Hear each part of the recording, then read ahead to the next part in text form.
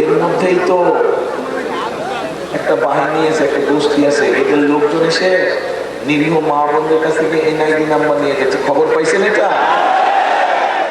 এই দেশে আমরা মুসলমান, হিন্দু, খ্রিস্টান, বৌদ্ধ সকল ধর্মের মানুষ হাজার বছর ধরে একসাথে শান্তিতে বসবাস করেছি না?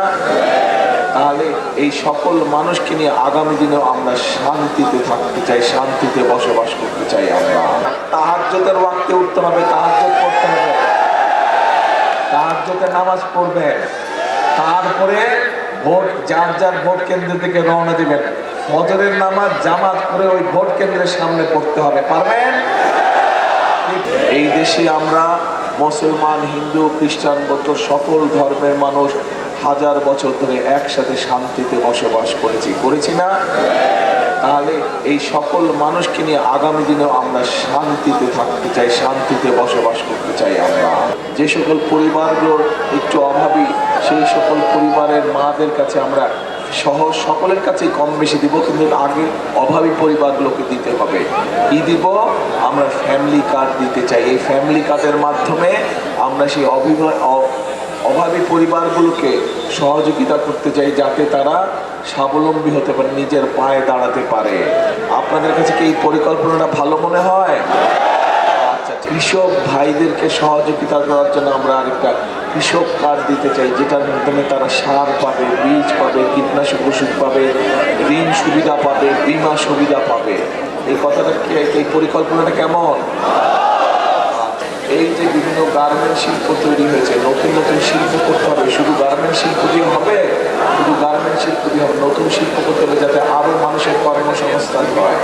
এই দেশ থেকে লক্ষ লক্ষ মানুষ বছরে বিদেশ যায় না?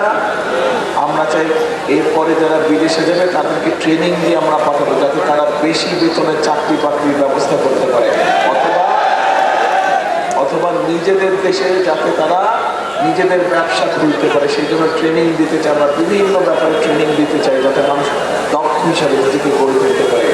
এর মধ্যেই তো একটা বাহিনী আছে, একটা গোষ্ঠী আছে, এদের লোকজন এসে নিরীহ মা বোনদের কাছ থেকে এনআইডি নাম্বার নিয়ে গেছে। খবর পাইছেন এটা?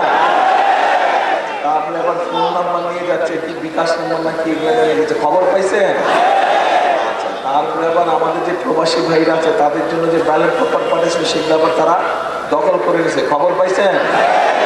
তাহলে এদের সাথে ওই গত 15 বছর যে নিশিরাতের নির্বাচন আর ভোট ডাকাতের নির্বাচন, তাহলে পার্থক্য হলো কি এদের সাথে আর ওদের? কোনো পার্থক্য নাই, দুইজনে একই।